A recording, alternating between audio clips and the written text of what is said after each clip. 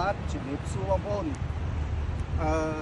ថ្ងៃនេះជាថ្ងៃច័ន្ទទី19ខែមករាឆ្នាំ2026ខ្ញុំបាទបានជិះទូកលបឿនលឿនឆ្ពោះពីកំពង់ផែនៃខេត្តអាងយ៉ាងប្រទេសវៀតណាមជាប់ព្រំទល់ជាមួយនឹងខេត្តកំពង់យើងហ្នឹងខ្ញុំបានមកលេងកោះ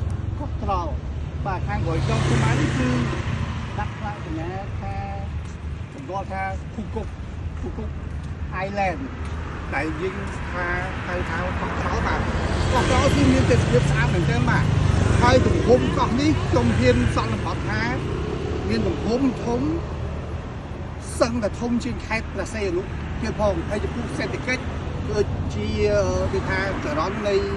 ការផ្លាស់ប្ដូរសេដ្ឋកិច្ចសម្រាប់ផលិតកម្មគឺល្អប្រសើរមែនទែនបាទបើសិនជាបងប្អូនមានពេលទំនេរកុំភ្លេចអញ្ជើញមកលេងកោះត្រល់ឬមួយក៏កោះភូគុកនេះផងបាទបងប្អូនអញ្ជើញកន្លែងមើលខាងនេះចំពោះកន្លែងនេះវិញថ្មខាងនេះគឺខាងប្រទេសវៀតណាមគាត់បានធ្វើជារបាំងដើម្បីកុំឲ្យច្រាំងដាក់ច្រាំងហើយខាងក្រោយក្នុងច្បាស់នេះគឺកំពង់ផែដែលយើងជិះទូកឆ្លងពីខេត្តអាងយ៉ាងជាប់ព្រំទល់ប្រទេសកម្ពុជាយើងហ្នឹងក៏ចូលកោះត្រល់ឬមួយកោះភូគុកហ្នឹងហើយខាងនោះក៏ពិតយ៉ាងណាគឺជាកំពង់ផែបាទកំពង់ផែដែលបន្តសម្បត្តិផលិតកម្មដឹកទំនិញចរន្តទូ